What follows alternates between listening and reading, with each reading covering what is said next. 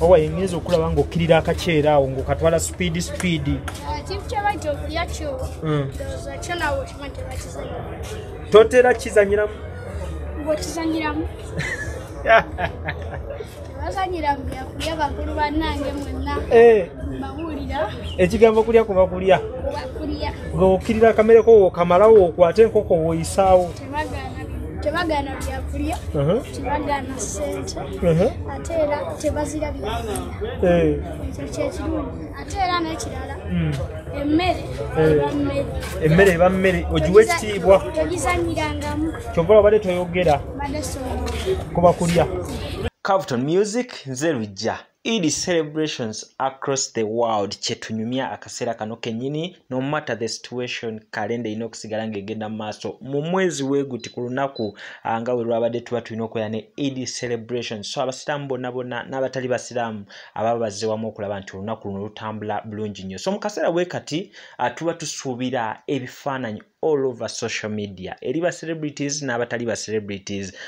Tuba tusuubira family ya Dr. Hamza Sebunya ne Rema we naye up to now tetunalaba kifaananyi na kimu. Ebifaananyi bikyekwese kati tuddayo ku memories tutunulidde za bya Eids ze tuzze celebratinga Momo 19 ne Dax Cartel of course moods muzimanyi n'ebiriwo mu bimanyisa ebifaananyi tetunabiraba. Eid bazze batubba ebifaananyi ebyenjawulo.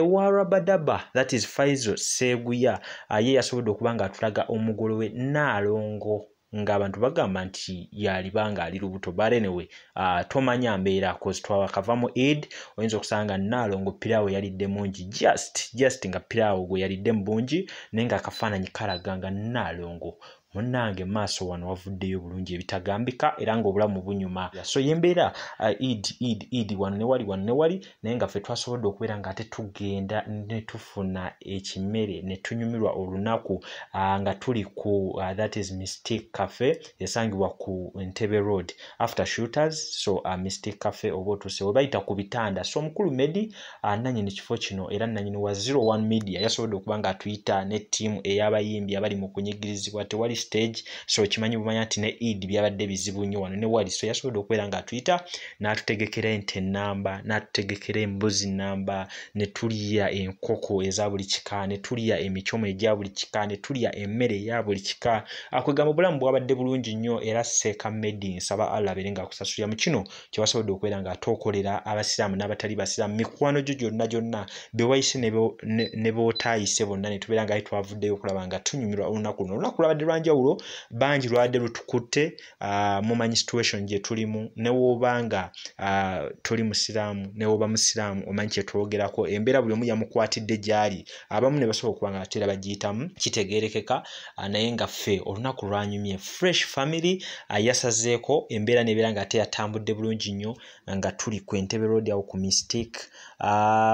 Fresh Kid yatabukidde enkoko yatabukidde omuceere kwegamba ngamba bugambi blood Lujja nze wekijja mu kulya teba kuzanya naye nga nayagadde nnyo setup nayagadde nnyo offers omukulu ze yatuwadde Medi ne ttiimu yonna ya Mystic manager Ivan Darlington Blood 01 Media director webale nnyo byonna bye mwakoze. Omuntu ng'oleeta buleesi mmotoka yo ne bajooza ku buweerere omanyi Mystic erina ka wash. So omala okujooza ate ne bakuwa emmere ya bwerere ne bakuwa ebyokunywa ebyokulya byonna emicomo egya buli kika. So kwegamba obulamu bwadde bulungi nnyo. Seeka Medi weebale nnyo weebalire ddala sobola kukoma kwebaza. So Fresh Daddy yasoose ne yeekwatamu kawo mu byokulya naye bwe kyatuuse mu kulya ate n'aliira ddala kwegamba obulamu bwanyumye. Waliwo akata akafaana Fresh Kid bannange waliwo natuuse nga Fresh Kid alimu emirundi ebiri but anyways yabadde family day out nga Fresh Daddy ayise n'omutabani saako n'abaana abalala. 14 Kebongo the writer thank you for representing Blood wange Dag Nice representing NTV the beat naye yabaddewo nnyo ensonga ne zikwatagana bulungi nnyo ng'anyumidde mu ka Red Blood yono yabadde anyumye kwegamba embeera obulamu butambula wano ne wali mu mbeera y'emu manager Derek oba omubaka Derek Oron omulonde naye yabasobodde okubeera nga atayitawoko kwegamba obulamu ne bunyuma omukolo ne guba VIP nga guliko n'omubaka wa parliament. Why not? So team 01 Media, team Mystic Cafe, team Darlington, team CEO Medi, team manager Ivan n'abaana bonna aba Mystic mwebale nnyo okubeera ng'ensonga mazikwasakanyiza obulamu bwanyumye nnyo. So era n'olwekyo munzikiriza atembere nga mbatusako ebifaananyi byonna nga ebyatambudde abagenyi abayitiddwa n'abatayitiddwa n'emikwano abayimbi kwega buli yafunye moment eno njagala tembere nga byonna mbibatuusaako. Nze Lujja eno ye Carlton Music. Njagala kubaza sponsors baffe ab'enjawulo bitambula nabo nti n'omuggalo nga weeguli bo bakyaliwo okulaba nga baweereza abaana Uganda kwe kuli Wasozo Properties. Ono yagula ebintu ebikozeko eby'omunju restaurants, gym, saloon nga bikyali mu mbeera nnungi asangibwa Kireka Kamuli Road ne namba z'essimu we ziri awo mu mbeera y'emu. Njagala mbeere nga mbanjulira Baziwa and Sons bano ba suppliers b'ebikozesebwa mu kisenge pillows, duvet, bed covers ne kalonda agwa muko eryo mukwanako eri basobola okuba nga waggale naye ate mu kudelivaringa ebintu ebasobola bikutuusaako mu nsonda y'eggwanga lyonna. Kato Akura Construction ekika kya plan y'ennyumba yonna gy'oyagala banoonyeeko ku namba z'essimu nga woziraba saako biodigester ez'omulembe guno ezitalya space teziwunya zirya sente ntono nnyo so banoonyeeko olw'ensonga ezifaananako wezityo. Mariam Massa mukyala muyimbi mukyala muzadde aliwo nnyo ku lw'abaana. Mariam for Children ku YouTube, Facebook Mariam Music osobola okubeera nga ate naye omufuna bulungi nnyo ku nsonga zonna ezitambula. So n'olwekyo mutuukiza tubeere nga tubagatta ku mukolo nga we gwatambudde n'embeera ya Eid celebration nga tutambulira ku mbeera ya COVID-19 ne lockdown wekyabadde. Swahaba ngonyumye nnyo. Obadde weerabuuza ki? Nti ndi Musiraamu? Nze ndi Musiraamu. Ndi Sulaiman. Ate lwaki nkulimba? Kano akalivu kategeeza ki? Eno sunna. Era singa siri Musiraamu tekaalibaddeko. Lujja. Assalamu alaikum. Sebo ngamba nkuyigiriza entuufu. Assalamu alaikum. Baddamu wa alaikum salam. Naye olunaku golutegeera. Olunaku kyo tuliko. Idi Mubarak. Bamugabuza batya. Kulya buli. Kulya mpozi kono kukosa. Simanyi wabulaga okengera nti nze siri Musiraamu. Kyensinga okubeera kale nga mmanyi nti kulya biki beera masanyu nakusanyuka. Nkitegeera. So lwaki leero ndabye n'abatali Basiraamu bambadde ekkanzu wano tubadde tuli ekimere. Gwe nga toyambadde ekkanzu kiki tezikutuuka? Ate tetuzidde mu ngo. Tekikujjidde? Niranga. Wali yagadde ojjambala. Era gya ku mukolo guli ekkanzu. Nakyo ogamba nze ndikuba. Anti nze njambala yambala nnyo ku jjuma kwonna mba mu kkanzu mu swala. Ati nze nange nali ndi ku biko. Owa yinza okulaba ng'okkirira akaceera awo ng'okatwala speed. Ekintu kye bayita okulya kyo ndowooza kyo nawe okimanyi tebakizanyira. Totera kizanyiramu? Ng'okizanyiramu. Tebazanyiramu byakulya bakulu bannange mwenna. Mbawulira. Ekigambo kulya kuba kulya. Kulya. Ng'okkirira akamere ko okamalawo okwate enkoko woyisaawo. Tebagaana byakulya. Tebagaana ssente. Ate era tebazirabya. Ekyo kyekirungi. Ate era n'ekirala. Emmere eba mmere ogiwa ekitiibwa. Togizanyirangamu. Kyova obadde toyogera. Badde songa. Kuba kulya. Owai eyo gy'otambulira kati nga kwolabiseeko ne Fresh Daddy. Bino bataata baffe bamaama baffe badde bakomplaininga nti tebannafuna ssente za nabbanja. Gwe waka kibadde kitya? Nabbanja, ssente za nabbanja. Si gwe taata abadde tazikaaba. Kuba tezinatuuka. Abo baliwo abaazifuna. Anti bwezijja ne wezitajja tewali buzibu. Osigala onyumye? Nsigala onyumye. Kawunga eka kiriya ensonda kajjudde? Sitowa mwe kajjudde? Nze emmere yonna mukyere kawunga byonna weebiri. Owaayi. Anti tetunnaddayo ku ssomero kiggwa kitya? Tutudde August. August? Yeah. Naye ono ne mukyasomamu? Tusoma just about 2 days of holiday. Yes. Kati kuguno omulundi era ku online byalimu okugaba position mu class kuba luli nabalaba nga gubera ky'omusanvu kyakubiri bwe bityo waliwo akumeka sinjukira kuba byaddako kuba guno tubadde tetunababira mbale temunabigenda kiki olinayo kayimba mu studio balina kye bakuyiyiza kati obuyimba bundi essaawa eno waliwo kebayiiya akajja bakayitanga tulina akayimba ne Darlington waddeyo albamu badde tenafuluma wala nga tulina akayimba ne Darlington tulina ennyimba nyingi waliwo obuyimba wetukwate mu studio ennyimba zo nyingi ne 14 wali sebo 14 sembera wano era olwaliro ffenna tukwatidde wamu wali omuceere tuguliiriddwe by the way fresh kid okuze oweze emyaka 10 era tubayise ku birthday yegerabera ya giving back ngenabeerawe wakiso ku baitawo batya ekifuba kita mase oba pastor bugembe mase schools so muto wa fresh gyasomera fresh kid manji naye gino emyaka gya covid nagyo tugibala gino ebiri zonna batuggyeko gino ebiri kuba gitufuze speed amako gino emyaka ebiri kuva lockdown weyajja ne covid wali kibaze ku myaka gy'okubeera nti katuweza 10 ebirabo birina okujja gisigala gigenda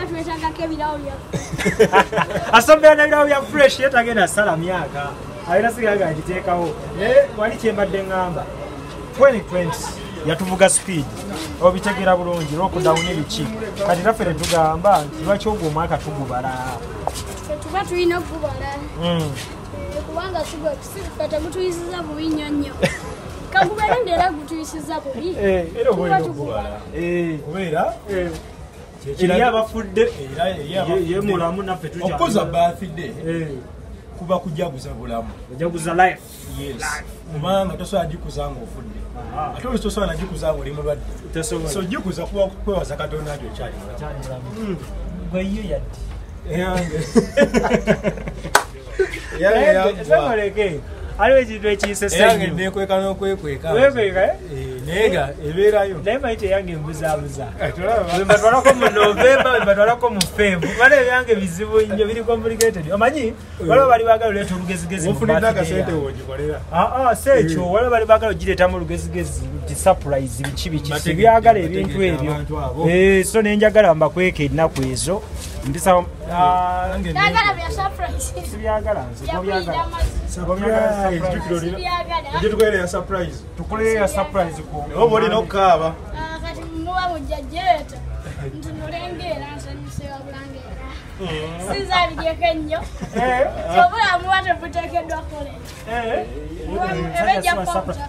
nga tumaliriza olunaku luno lwa Eid kati gwe atali musiraamu lukunyumira lutya olwenyigiramu otya anti kaakati Allah oba Katonda agatta ffenna abasiraamu bamuyita Allah ffenna abasigaje bamuyita Katonda nga naffe tunakuza Christmas okujaguza wamu nebaganda abasiraamu so tekirimu si kya ddiini abala kyabasiruganda so fumba omuceere fresh kid balye Fred ne Patrick bakole ki balye nabo yebatuuka ku Christmas bakuyite isimo osobola okujja nzije tubafunamu nnyo nti waliwo Idi Aduha Idi Alfitiri Idi Amini nedda sebo ezo ezimu ba girlfriend bakulinda ezo ezimu za ba girlfriend osoko zimbulirawo Idi Mubaraka yena gyetuliko Idi Alfitiri yagwa Aduha takuvuga speed wamma akutwala empolampola sembera ya wali nabagambye wali atuyita mu research so ensonga lwaki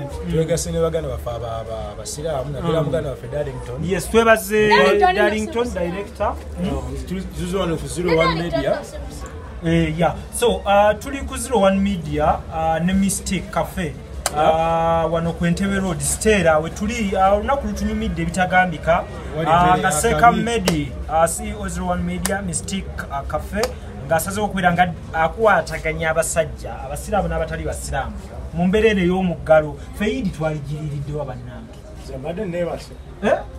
ngotode tukayimiriride obadde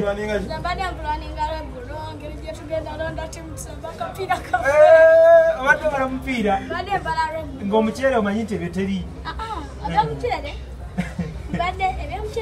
ogaa nti abadde abala alinga abala yekamba alina byabadde alaga owayenza ebyomuceere obiraba njagala mbabuulira amazima ekyomuceere tekibadde mu puroguramu mbadde gwe ntegedde ensonga zonna giwulidde ensongasegeera naye nga twebaza nnyo kyali waffe Darlington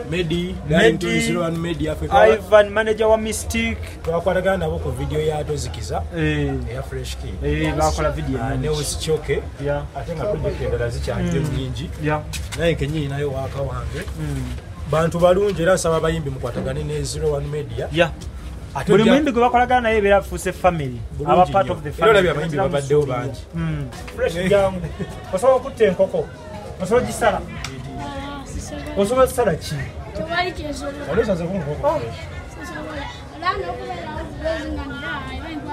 ekwasa ennaku ate we bakusowaani ate we bakusowaani nga wati kati wetugibadde nayo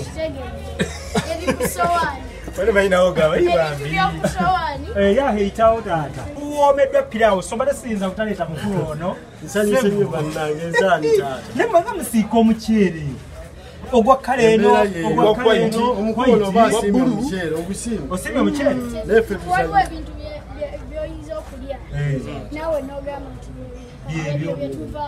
olidde n'obulyamu olidde ku Mystic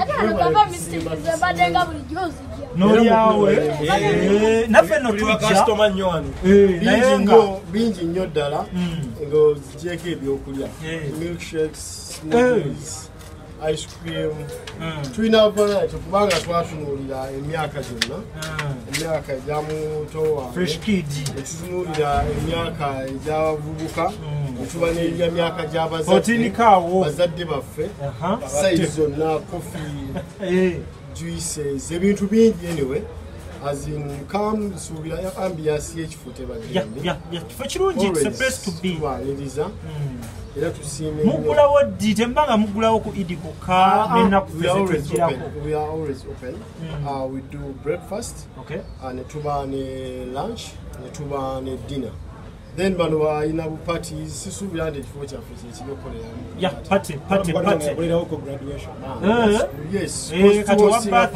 yes bona tubaaniriza waliwo bano abalina lunch on corporate lunches abalina office twagala kulya ku kyamisana then ne deliveries kubanga tulina platforms tulina apps eza delivery app bagenda wa ku Google Play Tuna Glovo, then we are finalizing with Safe Border.